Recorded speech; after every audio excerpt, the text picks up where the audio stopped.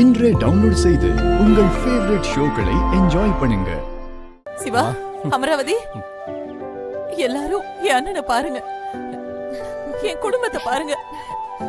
உங்க வழி சொந்தம் யாருன்னு கேப்பீங்கல்ல, பாருங்க, இவங்கதான். இதான் என் வழி சொந்தம்.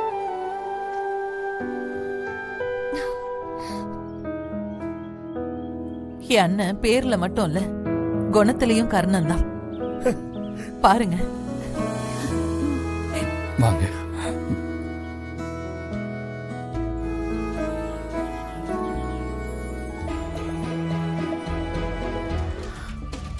போச்சு.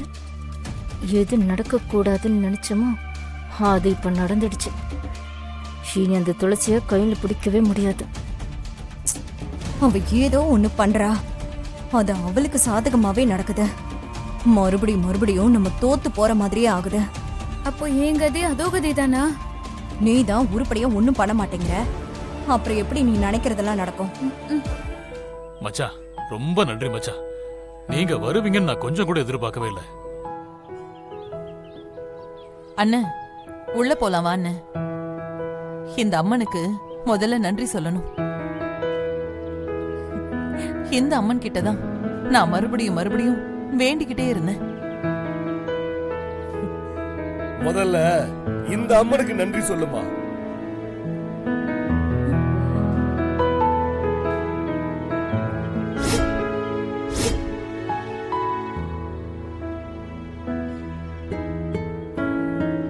வருஷமா ஒரு கோபத்தை சுமந்துகிட்டு இருந்தேன்.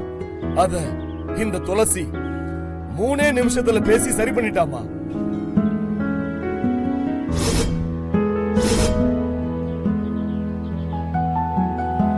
ஒன்ன காலத்துக்கும் பார்க்க கூடாதுன்னு தான் வைராக்கியமா இருந்தேன். ஆனா என் வைராக்கியத்தை சுக்குநூறா உடைச்சு போட்டுட்டாமா.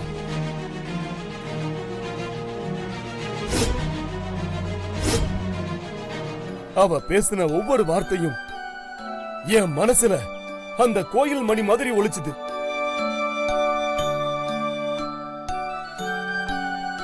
அவளுடைய வார்த்தை தாமா என்ன இங்க கொண்டு வந்து நிறுத்திருக்கு. எல்லாரும் முதல்ல துளசிக்கு நன்றி சொல்லுங்க. துளசி,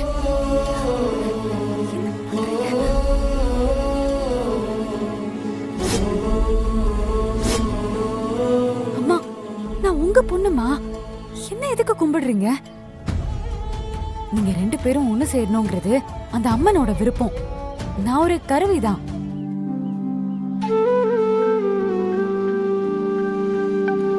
அந்த அம்மன் தான் உங்களை ஒண்ணு சேர்த்தது. அதனால உங்க நன்றி அம்மனுக்கு சொல்றதா சரி. வாங்க உள்ள போய் அம்மனை பாப்போம்.